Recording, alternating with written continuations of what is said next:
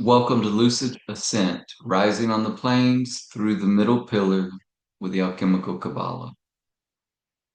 This past week, we've been working with the sphere of beauty, which is the heart of the tree of life.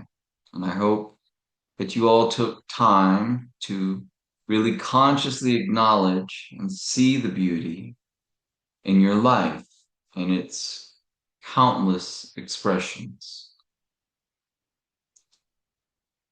It's true that we live, move, and have our being in the beauty of the divine expression.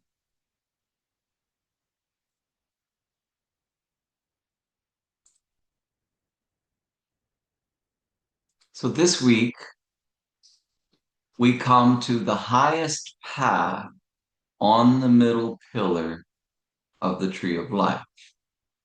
What you see before you are the three paths as the tarot keys of the middle pillar.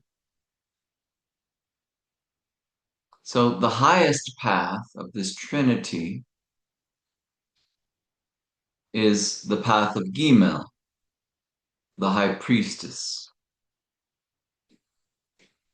So I'm going to say this at the very beginning of this class. So if you don't remember anything else from this class, I want you to remember this. The being of the high priestess is knowable within you.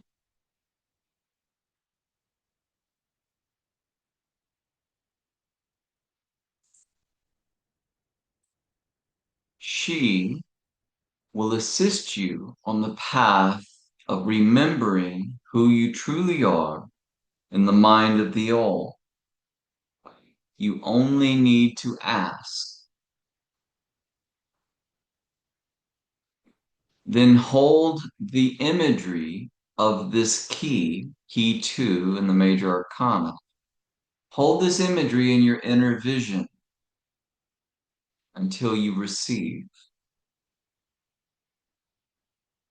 She is the way. And you will see this is the essence of the core practice in the alchemical Cabala. Holding the keys within the vision, first in our outer vision, and then holding the same imagery in the inner vision in memory. High Priestess is the key of memory. To remember ourself to ourself. Now, there's a very good reason she is both the highest middle path on the tree of life, and she is also the foundation of the cube of space.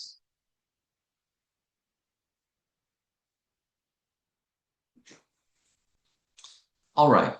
In terms of modern language and the mind, what do we know about the high priestess? What function is she in levels of the trinity of the mind? Subconscious. Perfect, Victoria. Thank you. Yes, exactly. She is what we call the subconscious mind.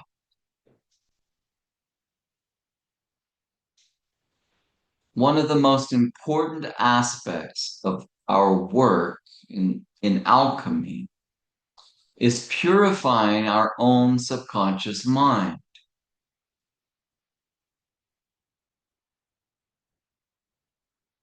Right? Your subconscious mind is like an inlet from the vast mind of the all, which is like an infinite ocean.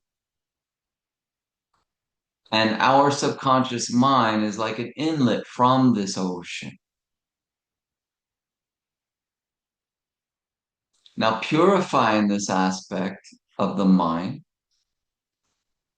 often involves many different types of practices. So, for just one example, for those of you who value and practice the rosary, as a the rosary is a very, very powerful devotional practice that purifies our own inner subconscious mind. It's not the only practice, but it's one, and it's incredibly potent.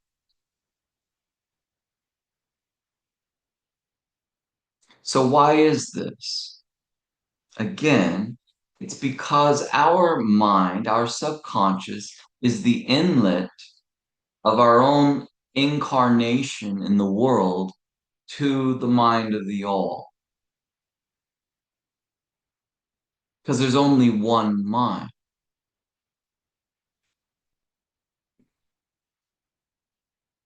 And devotional practices that purify our own inner world, our own subconscious, prepares us for the birth of divinity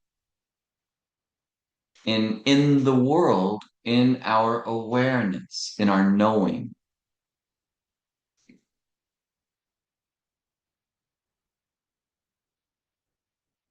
When we purify the subconscious, meaning to make it alchemically without admixture,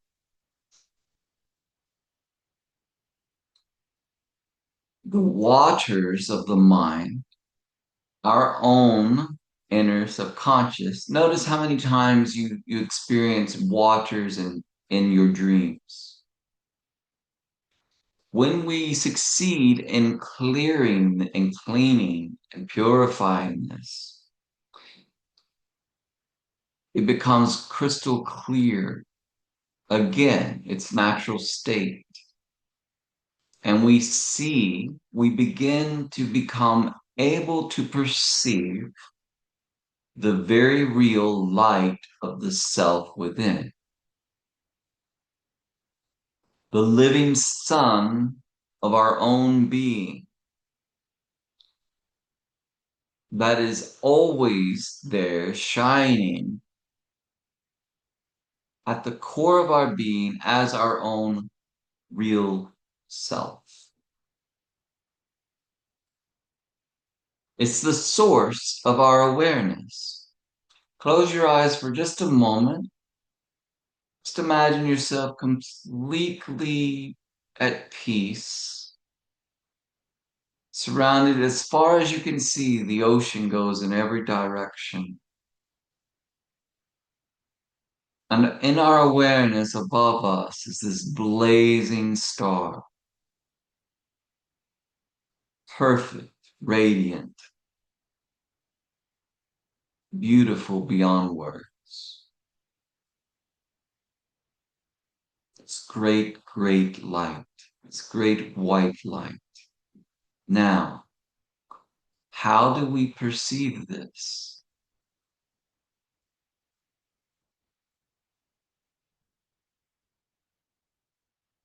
We perceive this light from the very core of our being that is this light. It's this eternal self that gives us the power to perceive itself.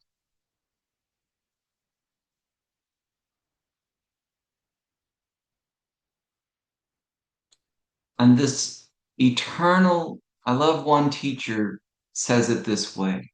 At the core of our being, we are eternal, infinite beings of light, life, and love. Remembering this about ourselves is a huge part of the work. It may be the work in a nutshell. And this is not a metaphor. So, most people in the world, they have a pretty messy subconscious. Okay. It's kind of like a real messy social media feed, right? Well, look at the state of our collective oceans. Look at all the trash we put into our actual beautiful, pristine waters collectively. This is a perfect reflection of what we have done mentally at the self-conscious levels through greed, through ignorance, through all of these things, right? But we also have a large number of people waking up and doing their best to help purify this. How we can do it is by cleaning up and purifying our own subconscious mind. Now, what's interesting also is most people like scrolling their feeds and whatever their favorite social media outlets are. They Most people experience the world as if their thoughts and feelings are their own, like they're original, as if they created them or they're unique. That's simply just not the case. And people cling to these identities. Look at the way the algorithms play on these to just squeeze every amount of monetary gain they can out of keeping people arguing over this or that in the mind, right? It's in the mind. These are just a dark mirror to show us what is in the mind. Now, wake realizing that most of our thoughts and feelings they don't originate from our core real self. They're just patterns that we were born into or that were generated by who knows. It's really helpful to recognize it because as soon as we see this thought occurring or this feeling happening, as soon as we acknowledge it, there's this immediate recognition that your own awareness is not that thing. You are not your thoughts and your feelings in the way that you are the self, which is eternal.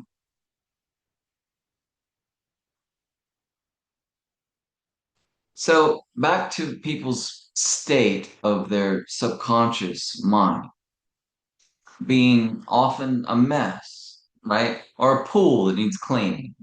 Make it that way, right? Really needs to be shocked, right? Whatever the treatments we use are. All the stuff cleaned out, purified, run it through sand and whatnot, and returning it to its pristine state. The reason most people's minds are full of all this clutter and trash is they don't choose where their attention dwells. They don't choose their thoughts.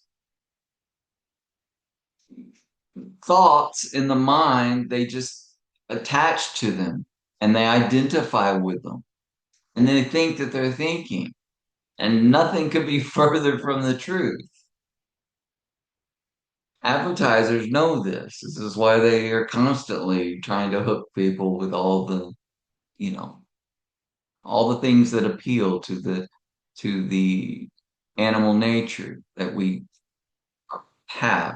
So just being aware of it starts to clear things up.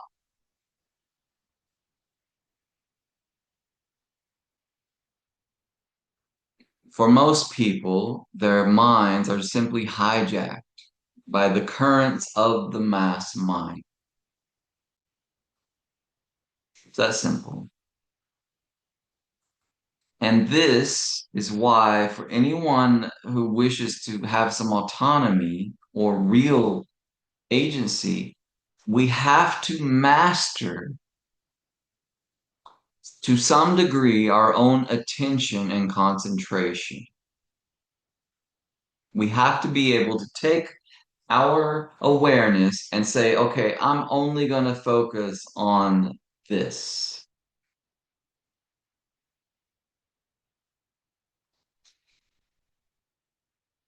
Mastering concentration is not an option for anyone that wishes to have real agency in the world. Otherwise, we are just at varying different degrees of sleep within the matrix.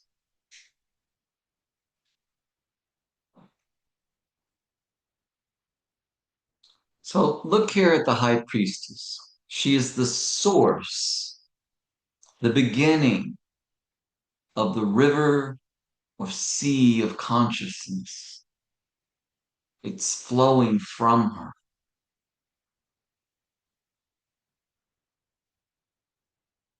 And from this one sea flows all waters, all currents of the one mind into virtually endless subsidiaries that people experience as awareness of thoughts, emotions, conditions, forms, etc. And this is why we stress so much to wake up, to become awake consciously in our dreams. Because this world, Malkut on the tree, is a dream from the perspective of the level of the self. Now, looking at the high priestess key, notice how she is sitting on her throne, which is the cube, which is all manifestation of form. But if you look really close, it's curious that the floor is yellow.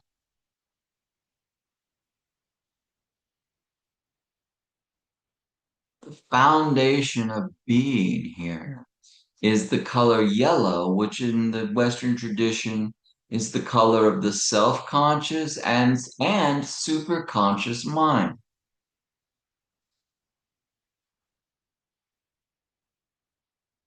When we wake up within the subconscious mind, with our self-conscious awareness awake and intact, at that point, we now have agency within the dream. We're no longer subject to the mass mind's imaginings. We're not sleeping. We are awake.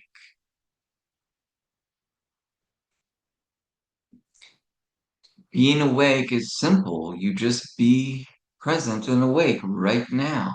See how that kind of lit you up there? Right? It's that all the time, moment by moment. And it's this simple. So until one does this consistently on a day by day, and the beauty is we get to do it daily here in Schoolhouse Earth.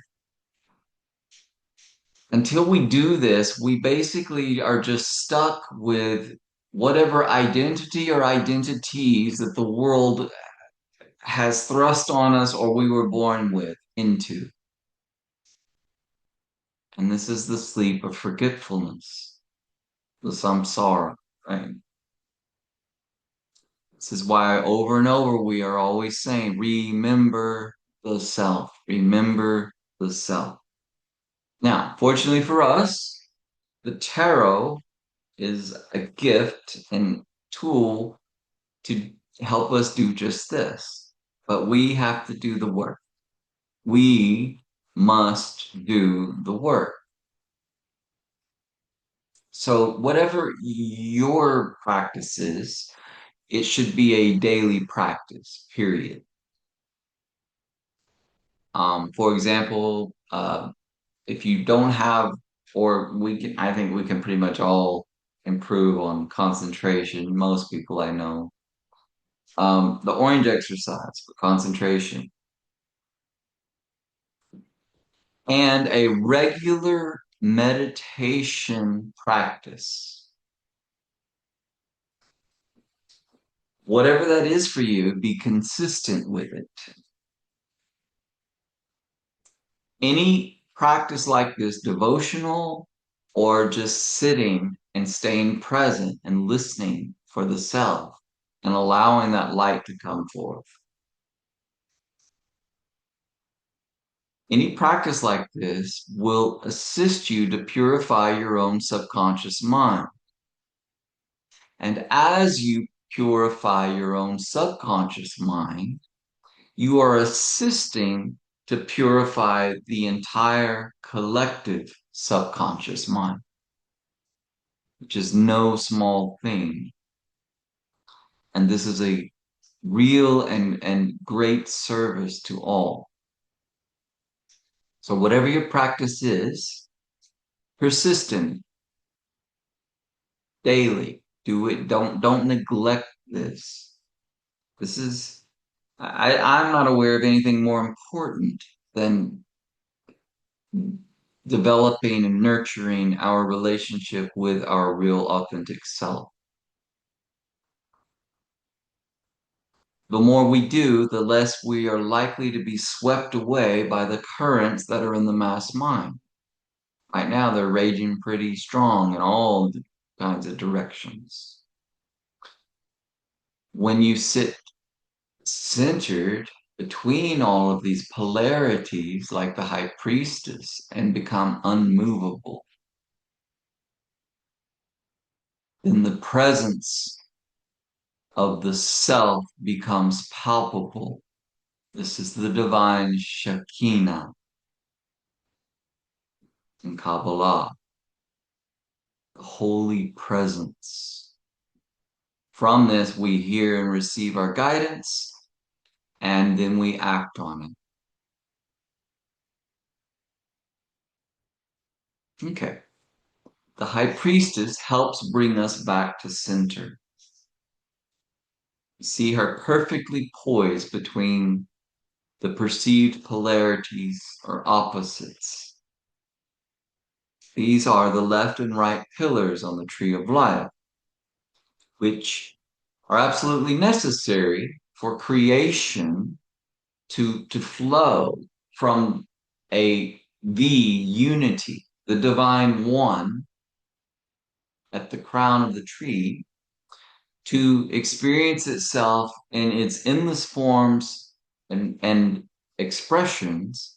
It has to have this polarity, this perceived polarity.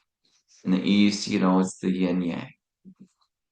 All right, we see it here as the pillars the high priestess sits between. Someone please read. This is from the Book of Formation. It has to do with this path. Someone please just unmute yourself and just read this clearly.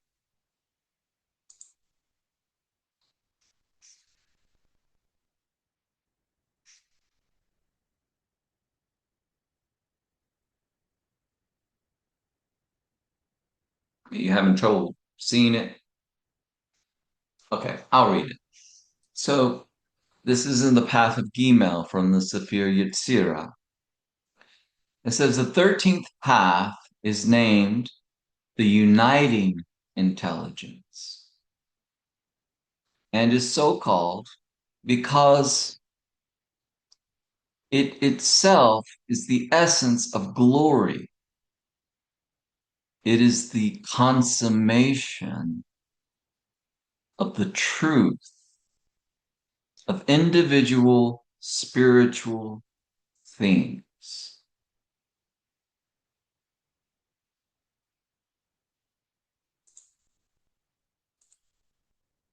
Just let that sink in. Do any words from this statement? This is, of course, a interpretation. This is the Westcott interpretation from the oldest mystical text that we know of uh, in Judaism and Kabbalah. Any phrase, words stand out to you in this statement? Yeah, Uniting and yes, the uniting intelligence. Very nice.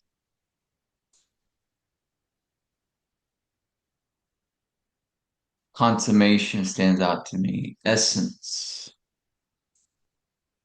and the truth of individual spiritual things.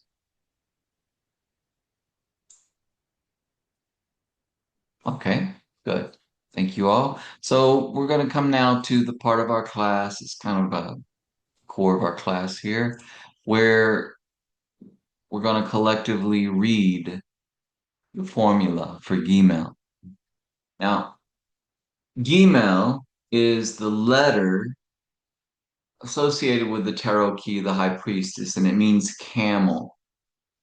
Okay. In the olden days, compared to now, um, people would travel, if you wanted to travel vast distances in the East, you pretty much had to have a camel because you're not getting across the desert, across this vast space without the assistance of a being like the camel. In the same manner, spiritually speaking, when we are seeking to return to our source and ourself, we're talking vast perceived distances in the inner realms, from being here in Malkut all the way to the crown. So the intelligence that is the uniting intelligence assists us to do just this, to remember ourselves, just like the camel assists us to make the trek, the long trek across these vast distances. So this is the formula for the name Gimel. And remember, we read from right to left, so please just give this your attention. Unmute yourselves one at a time and share what occurs to you, what speaks to you in this formula. All of them are looking within, relying on inner strength. Um, the high priestess has her eyes closed and she's looking within. And the suspended man, his eyes are open, but his head is kind of underwater in that space there. And Justice, she's sitting there calmly, but to make decisions, she has to look within. Excellent. Thank you, Victoria. Very good.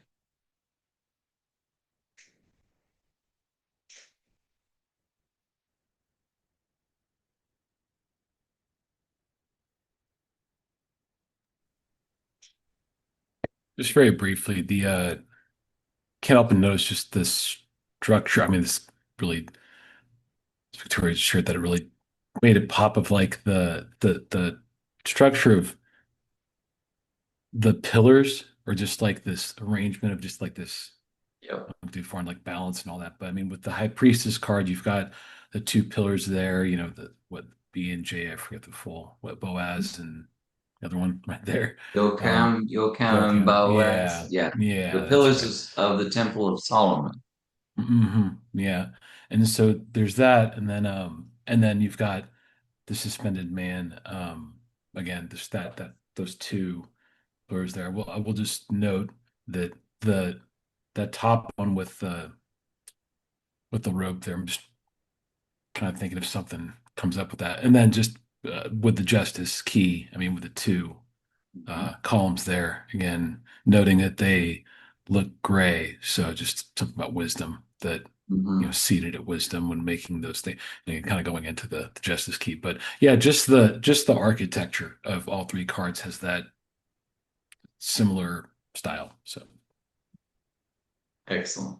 Thank you, Easy.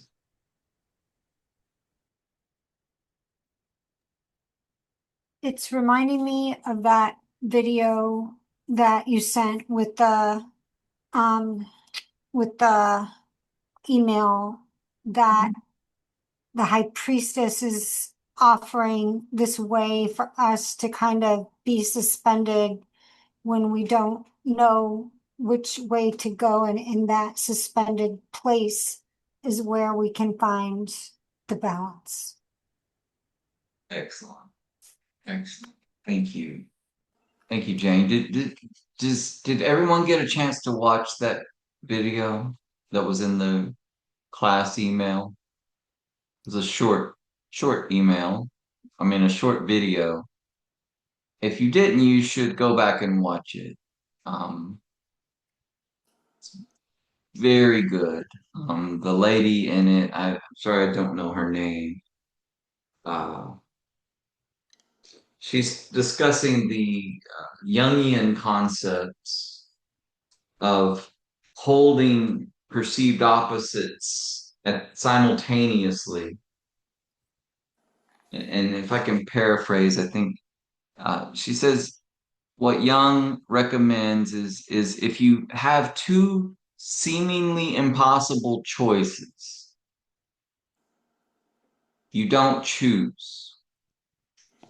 You hold each one equally in your awareness, and you come and you stay with them. You don't cling, you don't run to one or the other. You just stay present with these two perceived polarities. They can be strong emotions, strong desires, um, anything that seems to be super challenging to you. And you hold those.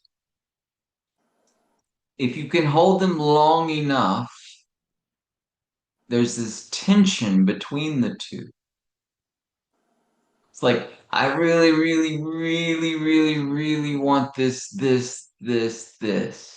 And there's part of me that knows that I can't or shouldn't do this. But I really, really, really, really, really want this. But it's part of me that knows that I really shouldn't do this. Just for an example, it's not all just this, but holding it long enough allows the self to bring about something greater that our intellect is incapable of generating and that we didn't know was even possible. So go back to the email that I sent everyone in the group and watch that video if you have.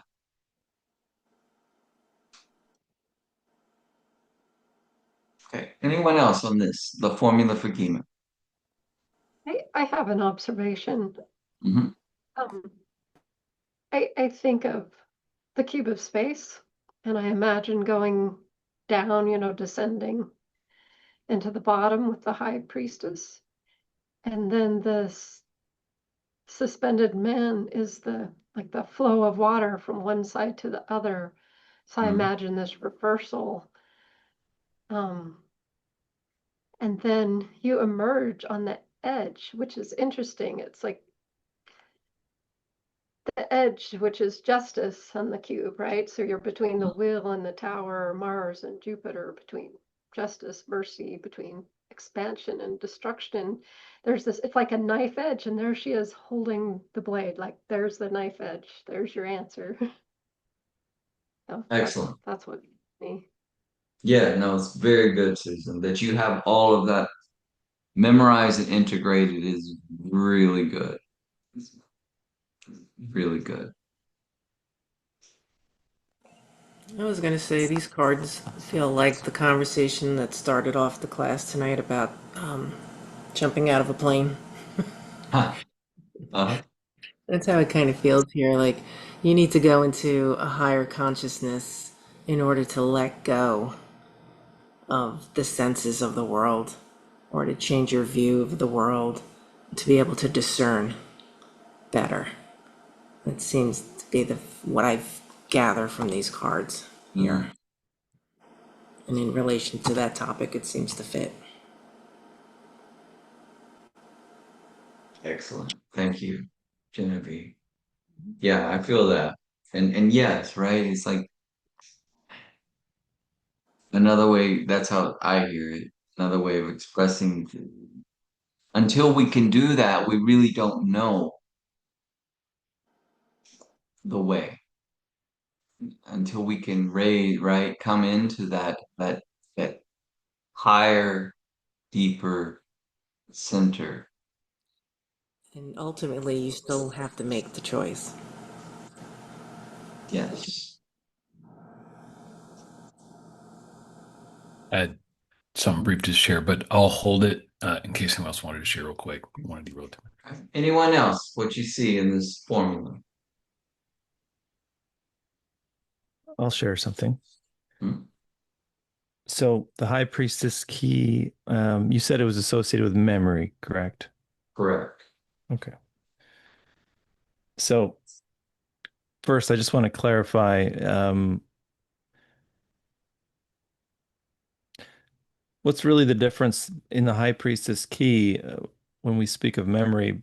What would be the difference there between memory and knowing,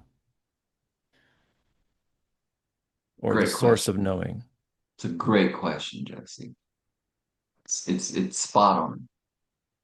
So to speak to your statement question, in Kabbalah, the teaching is, in the Western tradition, is the reason that we are able to actually remember our real self and realize our real self is because the universe, the creator of our being, never forgets any aspect of its own self.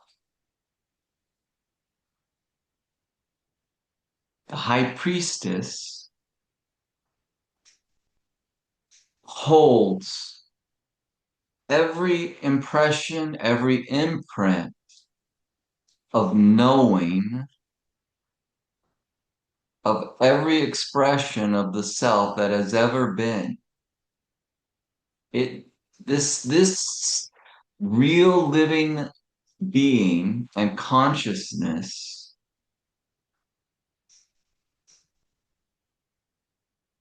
holds that memory for us.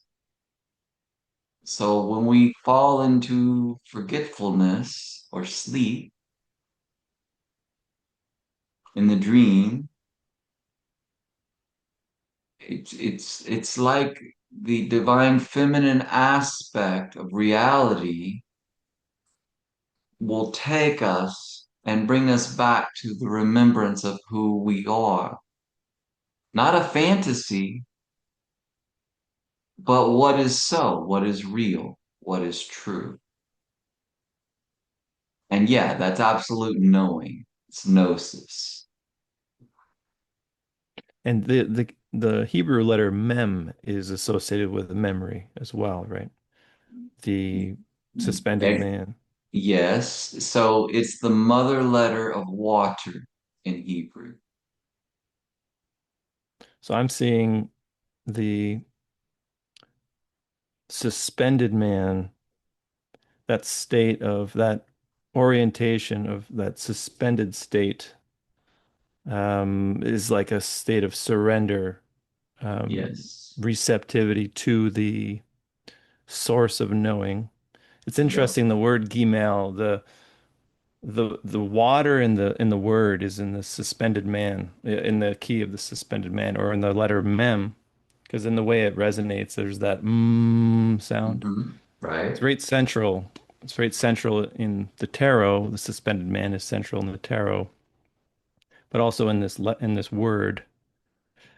Um, Yes. so there's some symmetry and some reflective um symmetry to it, which I find interesting. And I'm curious about the fabric suspended behind or stretched behind the high priestess and the key of justice as well. It's like Yes. it's like a veil or It's exactly what it is. They're both veils. And what do veils do?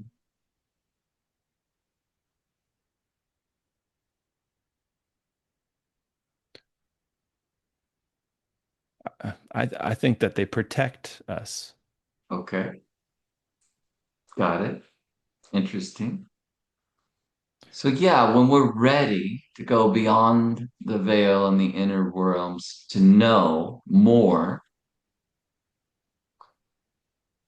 and only when we're ready,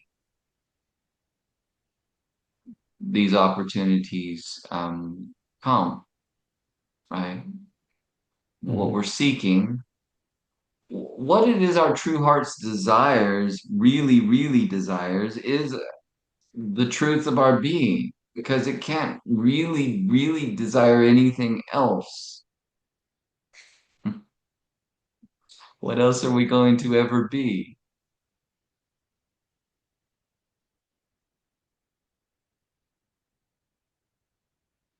All right. Yeah. So excellent, excellent work, everyone.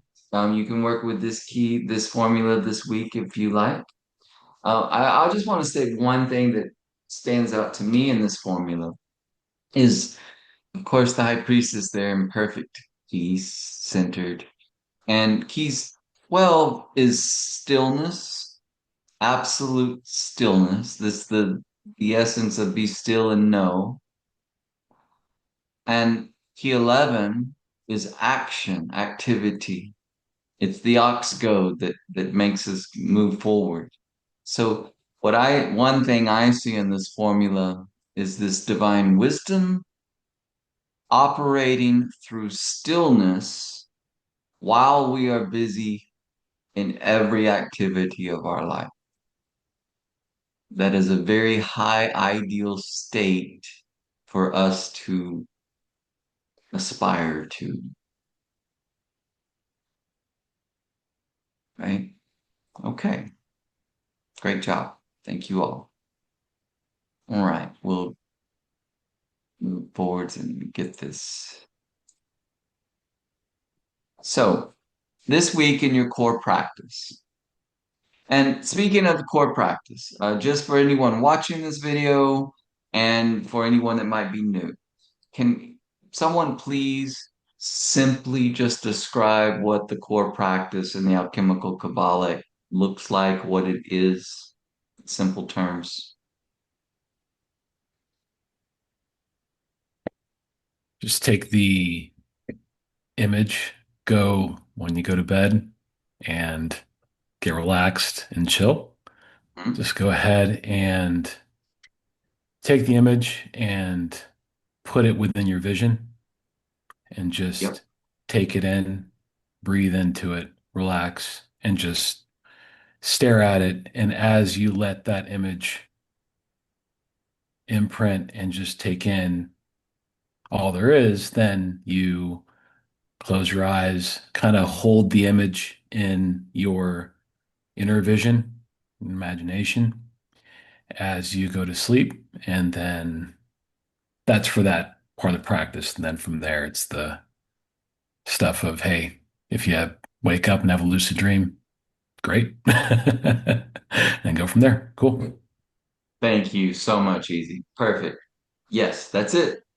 That's it. Um, just to reinforce it, we hold the key physically in front of our physical vision before we go to sleep. Have it at your bedside.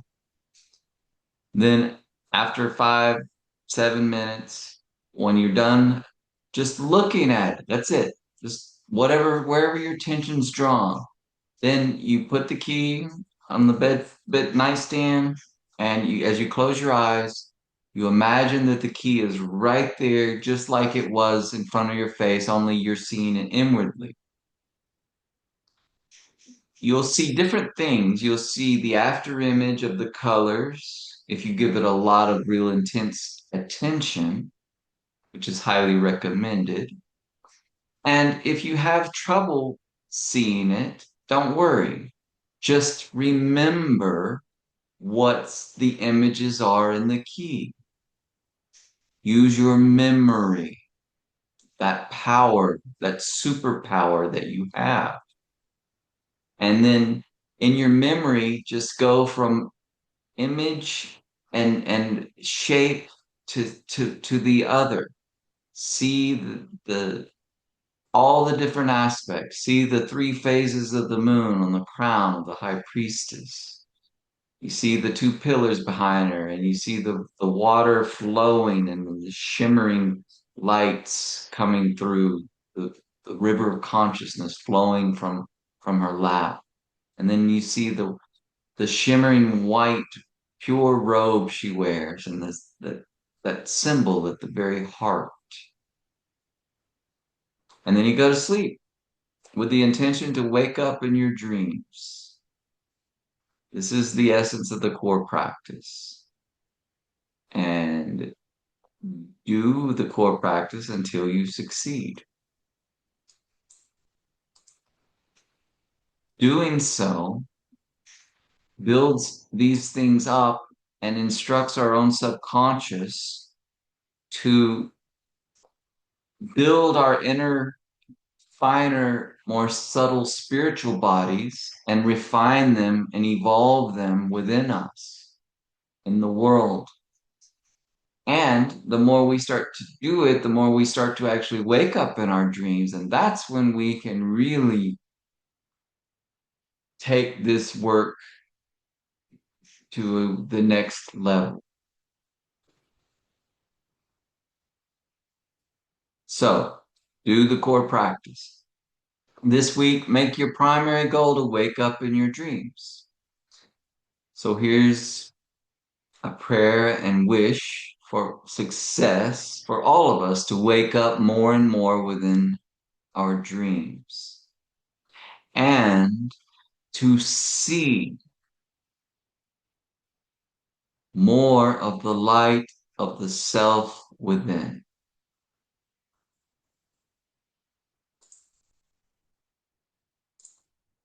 Thank you all so very much for your presence and light. Blessings to us all. This concludes this week's class on the High Priestess, the highest middle path on the Tree of Life. The floor is now open for any questions or comments.